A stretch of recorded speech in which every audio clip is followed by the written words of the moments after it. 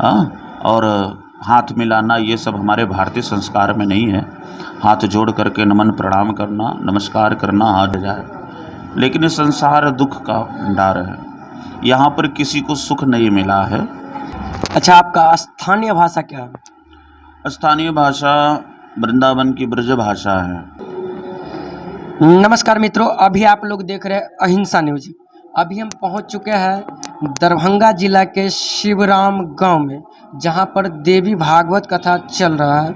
और महाराज जी बहुत दूर से आए हैं। महाराज जी से ही हम पूछेंगे कहां से आए हैं यहाँ पर कथा करने के लिए। महाराज जी, आपका शुभ नाम? सुनील कृष्ण शास्त्री, श्रीधाम वृंदावन से हैं और इस समय वर्तमान में अलवर राजस्थान पे रहते हैं और निरंतर यहाँ पर शिवराम गांव में 2011 से लगभग निरंतर लगातार हम आ रहे हैं। हर वर्ष कभी श्रीमद् भागवत कथा करते हैं, कभी श्रीमद् देवी भागवत कथा करते हैं। इस प्रकार कंटिन्यू कई वर्षों से लगाव है हमारा इधर। और अन्यत्र तत्रदतिधर गांव में भी कई स्थानों पर कथा होती रहती है, तो वहाँ पर भी आते हैं और बहुत अच्छा लगता है। मिथिला की परंपरा अब उतनी तो नहीं है, लेकिन प्राचीनतम परंपरा बहुत है।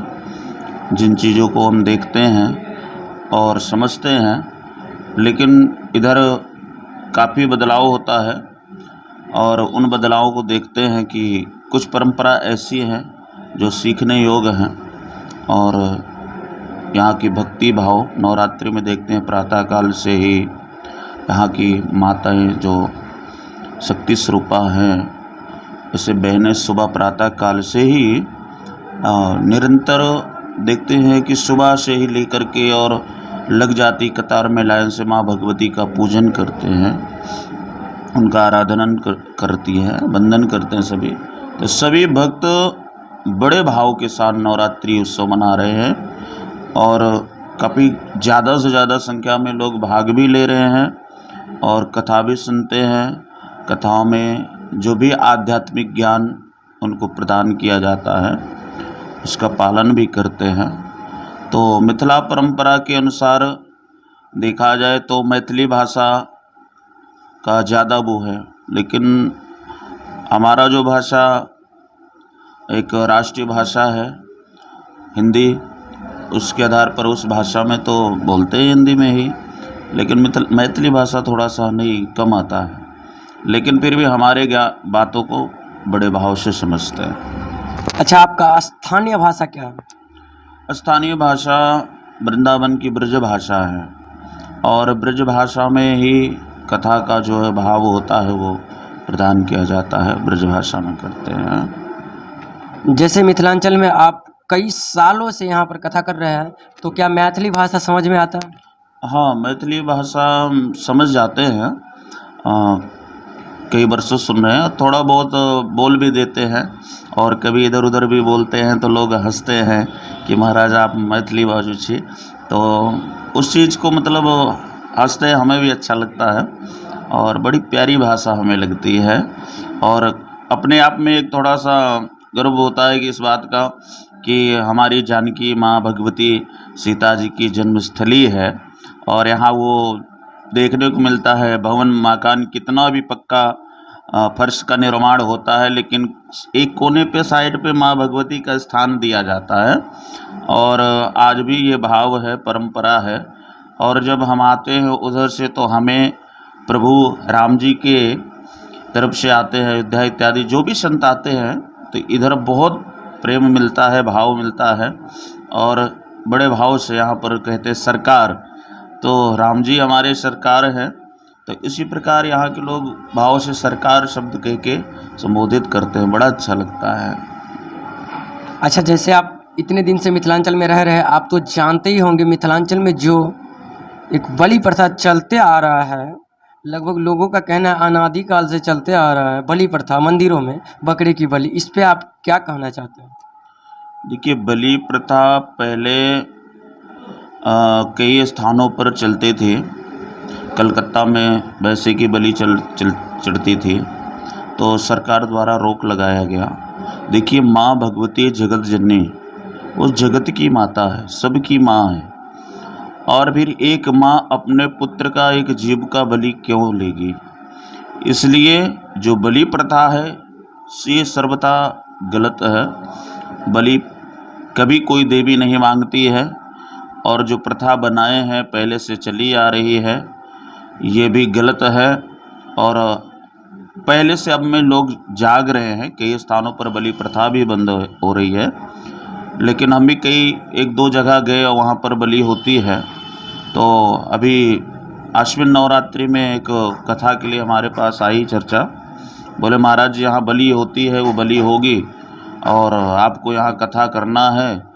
और तब हमने बात करते हुए ये भी कहा कि उस स्थान पर जहाँ बलि हो रही हो, जीव हिंसा हो रही हो, तो वहाँ पर ये कथा होना शुभ नहीं है, अच्छा नहीं है। हमारा शास्त्र कहता है अहिंसा ही परमो धर्मा, कभी भी किसी जीव का हिंसा नहीं करना चाहिए। और सबसे बड़ी चीज़ है, प्राणी मात्र में सब में प्रभु का वास है, सभी उस भगवती का वास है, और भगवती के लिए हम सभी जितने भी जीव हैं सब उनके ही बच्चे हैं, उनके ही भक्त हैं। तो प्रायः ये जो बलि प्रथा है ये गलत है। इसलिए सभी से जहाँ भी ये बलि प्रथा हो रही हो, मंदिर और देवालय या भगवती नवरात्रि में, ये नहीं होना चाहिए। कोई भी भगवती, कोई भी देवी, कोई भी ये नहीं चाहेगा कि अपने बालक का हत्या हो। इसलिए माँ सबकी है। इस नवरात्रि के पावन पर्व पे एक यही संकल्प होना चाहिए सबके मन पे, यही विचार होना चाहिए कि ये बलि प्रथा गलत है। इसलिए बस इतना ही कहूँगा, बलि प्रथा का जो परंपरा है ये गलत है, ये नहीं होना चाहिए। चल, वो लोग कहते हैं कि लिखा है शास्त्र में। नहीं, पहले क्या होता था, कुछ लोगों ने अपना वो किया, और मुग़ल शासक पे काल में जो है देखते हुए समय के अनुसार पहले थोड़ा सा इन चीज़ों का प्रचलित चलायमान रहा है। लेकिन तामसी जो से देवी का, भगवती का आराधना करते हैं, तो जो पहले से इसका आहार करते थे उन लोगों ने उसी हिसाब से भगवती का पूजन प्रारंभ कर दिया और चालू कर दिया। लेकिन शास्त्र हमारा कहता है अहिंसा ही परमो धर्म, किसी भी जीव प्राणी पर हिंसा न करें, और सब जगत सबका अधिकार है, एक भाव से सभी जीवें, सभी के ऊपर माँ भगवती की कृपा है। ये गलत है, इसलिए हम इस पर कभी भी नहीं बोलेंगे। जैसे महाराज जी, इस कली काल में कलयुग से लोग परेशान हैं, इससे कैसे बचें?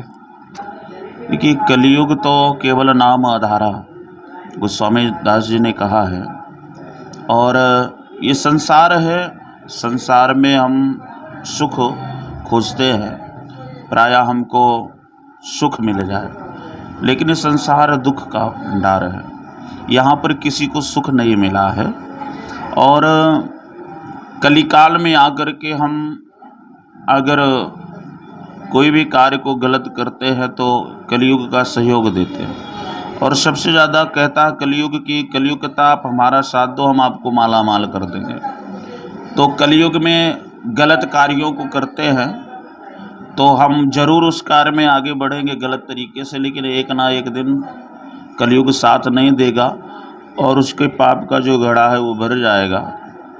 तब अंत में जो है उसके लिए तो हमें प्रभु के द्वारा दंडित किया जाएगा। तो इसलिए कभी भी गलत तरीके से, गलत कार्यों से हमें अपने आप को ना तो वो कार्य करना चाहिए, ना धन कमाना चाहिए। और कलयुग में किए हुए कर्म जो भी हैं वो यहीं पर चुकाना पड़ता है। इसलिए सत्कर्म करें, चाहे वो कोई भी हो। कलयुग हम मान लें कि कलयुग है, तभी कलयुग काल का प्रभाव है। बाकी अगर हम देखें कि हम अपने सत्यतः सत्य मार्ग पर चलते हैं, धर्म मार्ग पर चलते हैं, और जब इन मार्गों पर चलते हैं तो हमारा प्रायः जितना भी है वो हमें मंगलकारी बना देता है। और अपने धर्म के लिए प्रायः सर्वदा सर्वत्र जो है, चाहे जहाँ भी रहें, जानना चाहिए, समझना चाहिए। धर्म के लिए मर मिटना पड़े तो मर मिट जाना चाहिए। और कहते धर्मो रक्षति रक्षिता, धर्म की हम रक्षा करते हैं तो धर्म हमारी रक्षा करता है। इसलिए कलयुग केवल नाम आधारा, सुमर सुमर नर। तो कलयुग में भी प्रभु का चिंतन करें, वंदन करें, और विधि का जो विधान है ऊपर वाले ने जो लिख दिया है ना, उसके हिसाब से आप कितना भी कुछ कहे, आपको उसी प्रकार से आपके पूर्व जन्म के फल और प्रभु का लिया हुआ जो कर्म है उसका भोग करना पड़ेगा। इसलिए ये ना समझे कि कलयुग है और कलयुग का हम साथ देकर और गलत कार्य को करें, ऐसा नहीं है। कलयुग में भी सत्कर्म करें, अच्छे मार्ग पर चलें, और अच्छे मार्ग पर चलेंगे तो भगवान हमारे साथ हैं। अच्छा, मिथिलांचल में कुछ लोग कहते हैं कि माछ भात हमारे बाप दादा खाते आए हैं और ये चलते आए, इस पे आप क्या कहना चाहते हैं? देखिए, मैंने भी पूर्व में बताया कि शरीर सबसे ज़्यादा हमारा स्वस्थ तभी रहेगा जब हम सात्विक भोजन आहार लेते हैं। सात्विक आहार से बढ़कर के कुछ नहीं है। और ये भले चला है, कैसे चला, किस लिए चला, तो बड़े बड़े कई बहुतों से पूछा तो उन्होंने बताया कि हमारे पूर्वजों ने चलाया, लेकिन क्यों चलाया ये कोई नहीं बता पाया। मिथिला की शान बताते हैं, तो मिथिला की शान क्या यही है? राम जी आए तो क्या यही मिथिला की शान देखने आए थे क्या, कि चले वहाँ पर मच्छी भात ये चल रहा है? ऐसा नहीं है, तब शायद नहीं था, है ना। तो हाँ, मछली को देखना शुभ है, शुभ कार्यों में, मांगलिक कार्यों में शुभ है, लेकिन ऐसा नहीं है। ये जीव की हत्या है और इस तरह किसी को भी मार कर खा जाना ये सर्वथा गलत है। अपना शरीर है, हाँ, इसमें निरंतर प्रभु का वास होना चाहिए, भगवान का नाम मन में, हृदय में होना चाहिए। अब जैसे हम किसी जीव या प्राणी को मार कर खा जाएंगे तो हमारा जो शरीर है वो शमशान घाट बन गया। हाँ, मरने के बाद अंतिम एक ही स्थान होता है, शमशान घाट। वहाँ पर हम ले जाते हैं, सबको वहीं पर गाड़ते हैं, दफनाते, वो करते हैं। अब कितने जीव आकर के अगर हमारे अंदर हम खाते हैं, रहता है, तो एक तरह हमारा जो ये मानव तन है ना, तो ये मानव तन एक तरह से क्या हो गया? शमशान घाट हो गया। इसलिए हमें मानव कहा गया है। अब मानव का कर्तव्य है प्राणी मात्र पर कृपा करना, कल्याण करना। हाँ, हमें बताया जाता है, कुछ यज्ञ होते हैं जो गलती से अगर पैरों में चींटी पड़ गई हो, मर गई हो, हाँ, या मार्ग में हम चल रहे हैं कोई कीड़ा मर गया हो, तो उसका भी दोष लगता है। इसे मनसा वाचा कर्मणा, ऐसे 3 पाप प्रतिदिन लोग करते हैं, इंसान से हो जाता है। तो उसके लिए कुछ यज्ञ होते हैं, जिन यज्ञों के करने से उसका जो है ये तीनों जो पाप होते हैं ये करने का जो है दोष नहीं लगता है। जैसे गाय को प्रातःकाल घास खिलाना है, चींटियों को कुछ खाद्य पदार्थ डाल देना है, और इस प्रकार की इन करने से हमें जो नित्य के पाप होते हैं उनसे छुटकारा मिलता है। तो प्रायः मिथिला की जो परंपरा है, हाँ, मखाना आप खाइए खूब, आपकी तरफ प्रभु जी ने दिया है, खूब वो करिए, लेकिन जलीय वो जीव है, मछली है। हाँ, इधर जिधर भी देखो, हमने देखा आते हैं रास्ते पे, हाँ, होटलों पे सजा करके रख देते हैं। हाँ, कहते हमारे पुराने प्राचीन परंपरा से चला आ रहा है, तो ऐसा नहीं है। तब कुछ भी रहा हो, तब का समय कुछ और रहा है, देश बदल रहा है, और समय के अनुसार जो है अब जब ज्ञान होता है, पहले थोड़ा कम पढ़े लोग होते थे, अब सभी के अंदर कुछ ना कुछ ज्ञान होता है। पहले कथाएं, सत्संग भी इतना नहीं मिलता था, अब हर जगह कथा हो रहा है, सत्संग हो रहा है, तो लोग भक्ति भाव में जाग रहे हैं, अपने आप में बदलाव ला रहे हैं।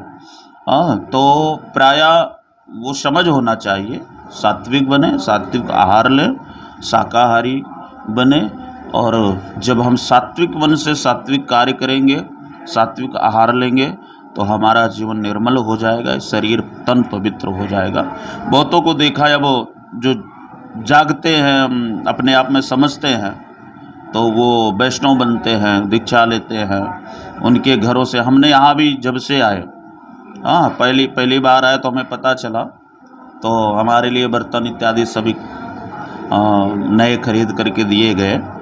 और क्योंकि यहाँ के लोग माछ मछली बनाते हैं, तो वहाँ से जब हम आए तो नए बर्तनों का वो किया गया, तो हर वर्ष वही देते हैं।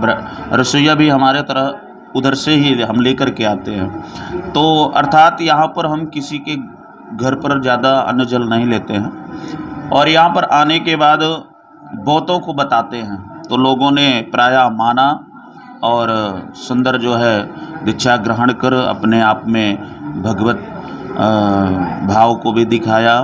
अपने अंदर ये जो खाने की जो क्रिया थी मांस मछली उसको छोड़ा, और छोड़ करके और अंत में जो है उन्होंने इस चीज़ को और प्रचार किया, सभी में बताया। तो प्रायः बहुतों को हमने वैष्णव बनाया और लोग जाग रहे हैं। तो प्रायः यही है कि ये प्राचीनतम परंपरा जो है ये सर्वथा गलत है, इसलिए जीव का हिंसा करना शास्त्र में नहीं है। अब धीरे धीरे जो है ये सब छोड़ देना चाहिए। अच्छा, जब से आप शिवराम में आए हैं तब से आपके कहने पर कितना लोग अभी तक मांस मदिरा छोड़ दिए? लगभग जो है पूरे गांव में हमने देखा बहुतों ने मंत्र दीक्षा लिया, तो लगभग जो है अभी 70 के पार जो है लगभग लोगों ने वैष्णव बने, मंत्र दीक्षा लिया, और मंत्र दीक्षा लेकर के मांस मछली का सेवन जो है करना बंद किया है। और ऐसा नहीं है, कहीं ना कहीं से पता चलता है। तो प्रायः जो है जब पूछो या पास पड़ोस में कहीं होती है चर्चा, तो इससे पता चलता। तो बहुतों ने वो किया, अभी बहुतों की चर्चा चल रही है और लोग जाग रहे हैं। और कुछ कुछ घर में तो अब बड़े बुजुर्ग खाते हैं, लेकिन बच्चों को अब इसका लत नहीं लगाते हैं, उनसे दूर रखा जा रहा है। कि हम लोगों ने तो बचपन में ही माता पिता हमारे खिलाना प्रारंभ कर दिया, तो हम लोगों को तो पता नहीं था, फिर महाराज जी क्या करें, वही आदत हमसे पड़ी रह गई। तो अब हम खाते गए इसलिए हमको, लेकिन अब नई पीढ़ियों में थोड़ा दूर रख रहे हैं, बच्चों को नहीं देते हैं खाने पीने के लिए, इसलिए हो सकता है इसमें काफ़ी सुधार हो। और ज़्यादा से ज़्यादा जितना भी होगा इससे अच्छा ही होगा, जीव हिंसा रुकेगा, इसलिए बहुत अच्छी बात है। अच्छा, युवा कहते हैं हम साइंस के पढ़े लिखे हैं, इस चीज़ पर हम बिलीव नहीं करते हैं, तो उसको आप कैसे समझाते हैं? देखिए, साइंस जो विज्ञान कहते हैं, विज्ञान शब्द का भी वेदों से ही इसका वो हुआ है और एक दूसरे से बंधे हुए हैं। विज्ञान की जो भी चीज़ आप देखें वेदों से ही वो करके निचोड़ करके ही वेदों के द्वारा ही शोध होता है, इसका शोध करते हैं। अभी चंद्रयान 3 जब लॉन्च हुआ तो उसमें देखा गया कि वहाँ के जो थे उसमें वैज्ञानिक वो जा करके और मंदिर पहुँच करके ठाकुर जी को प्रथम प्रणाम करते हैं। लोगों को आश्चर्य हुआ कि विज्ञान युग में और इन्होंने जाकर के और तुरंत मंदिरों पे जाकर पहुंचते हैं, तो उस परमात्मा से बढ़कर के कुछ नहीं है। साइंस या जो भी कुछ है विज्ञान में,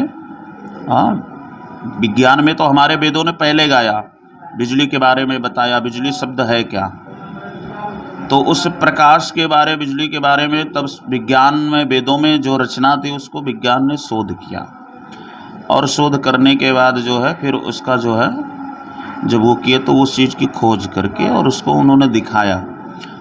ग्रहण होता है, एक ज्योतिष पे आप देख लें कब पड़ेगा, आज से 100 वर्षों तक का ग्रहण किस स्थिति में कौन से जो है उसमें पड़ेगा नक्षत्र में, तो अमावस पूर्णिमा में तो होता है, लेकिन कहाँ पड़ेगा, भारत में पड़ेगा या अन्यत्र बाहर, भारत से दूर पड़ेगा, भारत में रहेगा। तो ये हर चीज़ों को देखा जाए तो पहले से ही हमारे ज्योतिषकारों ने पंचांगों पे दर्शा देते हैं, तो वो कभी पूछने नहीं जाते विज्ञान में, वो तो एक जोड़ गणित करके और अपने ज्योतिष के अनुसार पूरी पहले से लिख करके रखते हैं। तो ग्रहण काल का भी समय बिल्कुल सटीक अगर किसी में है तो भारतीय पंचांग में है ना, कहाँ पड़ेगा इसकी भी जानकारी है। तो ये सब कुछ पता है, पहले विज्ञान नहीं था। विज्ञान से पहले आप देख लें कि कोई मैप नहीं था। और उस टाइम पर देखा जाए केदारनाथ से लेकर के सीधे रामेश्वरम तक जितने भी शिवलिंग हैं बिल्कुल 90 उसमें सारे शिवलिंग का स्थापना है। आज जब हम देखते हैं तो सारे शिवलिंग की मैप देख बिल्कुल सीधा एक ही लाइन में सारे शिवलिंग का प्रतिष्ठा कैसे हुआ। तो ऐसा नहीं, इससे पहले पूर्व का जो विज्ञान था वो आज से भी ज़्यादा था। और बहुत सारी सुविधा पहले विज्ञान जब नहीं था उसके पहले वेदों से ही निकाल करके हमारे ऋषि संतों ने प्रस्तुत किया था। तो आज भी देखा जाए तो प्रायः विज्ञान का हर एक चीज़ वेदों से ही निकला है और उसी के आधार पर वेदों ने जैसे वेदों ने पहले बताया सूर्य कितने योजन दूर है और कौन सी दूरी कितनी है, तो आजकल जब हम प्रत्यक्ष देखते हैं तो वही हम सत्य प्रतीक करते हैं, सत्य मानते हैं। तो वेद से ही विज्ञान है और विज्ञान से ही वेद है, दोनों एक दूसरे से बंधे हुए हैं। विज्ञान शब्द ही वेदों से ही निकला है। और आधुनिक आज के समय में अगर कोई कहे कि नहीं हम ये नहीं मानते हैं, लेकिन जब उस गूढ़ रहस्य तक जब जानकारी उसको प्रायः पूरा मिलेगा, पूर्ण जानकारी होगा, तब वो ये शब्द नहीं बोलेगा। इसलिए चंद्रयान के उन वैज्ञानिकों से सीखना चाहिए जिन्होंने जाकर के चंद्रयान 3 को सफलतापूर्वक लॉन्च किया और उसके बाद प्रभु की कृपा मानी कि जगत में अगर कोई शक्ति है वो हमारे ठाकुर जी हैं। तो प्रायः साइंस भी आज मानता है, ऐसा नहीं है, वेदों को मानते हैं। वेद के आधार पर ही रिसर्च किया जाता है। तो वेद का ये ज्ञान होना चाहिए, वेद का जो श्रद्धा भाव है हर किसी के अंदर होना चाहिए। जैसे 99.99% लोग शुद्धि का ख्याल नहीं रखते हैं, इस पे आप क्या कहना चाहते हैं? देखिए ये तो प्रायः आजकल बताए कि पहले तो प्राचीनतम में पहले बहुत रखते थे, लेकिन लोगों ने आजकल पवित्रता की बात ले लो, हमारे शास्त्रों में बताया गया सत्य, शौच, दया और दान। तो पहला सत्य है, तो कलिकाल में सत्य भी कम हो गया है। और दूसरा है शौच क्रिया, पवित्रता, तो ये दूसरे स्थान पर है। तो पवित्रता का जो बताए हमारे ऋषि संतों ने, किसी का स्पर्श नहीं करना जल्दी, सबसे बड़ी बात। लेकिन कुछ लोगों ने उसका गलत अर्थ निकाला कि बाबा जी लोग जो है छुआछूत का ढोंग फैला रहे हैं। तो उन्होंने कहा ये बहुत गलत बात है, ये तो सब ऐसे है। लेकिन जब कोरोना काल आया ना, तो सबको पता चल गया कि इंडिया नमस्ते। हाँ, देश विदेश ने उस चीज़ को अपनाया। अर्थात ऋषि परंपरा में ये पहले से था कि स्पर्श करने से कई प्रकार के बीमारी या कई चीज़ें हैं वो हम पर लग सकती है। तो इसलिए प्रायः जो है देखा जाए तो हमारे संतों ने पहले से जो बनाया है वो इस कोरोना काल में सत्य प्रतीत हुआ। तो संसार में सभी को पवित्र रहना चाहिए। छुआछूत का ये जो बनाया गया था ये भी आज के दृष्टि में सत्य साबित हुआ। और हाथ मिलाना ये सब हमारे भारतीय संस्कार में नहीं है। हाथ जोड़ करके नमन प्रणाम करना, नमस्कार करना, हाथ जोड़ करके अभिवादन करना, ये सब दिखाया गया। तभी देश विदेश ने कोरोना काल में इंडिया नमस्ते का शब्द का प्रयोग करते हुए उन्होंने नमस्कार करना प्रारंभ कर दिया। तो इस तरह जो है सबसे यही कहना है कि पवित्रता बहुत बड़ी चीज़ है। अगर हमारा मन तन सभी को पवित्र करना है तो सर्वदा हमें साफ सफाई और शुद्धिकरण और ये सब चीज़ों को अपनाना होगा। और ये चीज़ हम जब अपनाएंगे तो हमारा मन पवित्र होगा, तन पवित्र होगा, जीवन पवित्र होगा। अच्छा, दीर्घ शंका और लघु शंका जाने के बाद क्या करने के बाद शुद्ध माना जाएगा? देखिए आजकल लोग जाते हैं शौच इत्यादि क्रिया के लिए, तो लघु में तो जाते हैं, लेकिन जा कर के और जनेऊ चढ़ाए और सीधे जा कर के पहुंच जाते हैं, लेकिन हाथ पैर धुलते हैं, जल को छिड़कते हैं, अपना आचमन करते हैं। तो प्रायः पवित्र माना गया है। उसके बाद फिर अन्य कार्य को करते हैं। लेकिन शौच इत्यादि क्रिया में जाते हैं तो पूर्णतः पूरा वस्त्र को हटा करके जाना चाहिए। और आजकल घरों में देखा जाए तो दीर्घ और लघु की व्यवस्था एक ही उसमें कर दिया जाता है। तो प्रायः एक में नहीं होना चाहिए। अगर एक में है तो उससे थोड़ा दूर हट कर के करें। और क्योंकि लघु की बात अलग है, लेकिन दीर्घ आप जा रहे हैं तो उसमें आपको प्रायः जो वस्त्र पहनकर हमें जाते हैं उसको धुलना चाहिए, स्नान करना चाहिए, तभी पवित्र होते हैं। और इन चीज़ों से बचना चाहिए, शुद्ध रहना चाहिए। जैसे कि महाराज जी बताए सारे बात, कैसे आपका कल्याण होगा और शुद्धि का कैसे ख्याल रखा जाएगा। तो महाराज जी आपका बहुत बहुत धन्यवाद। राधे राधे राधे राधे।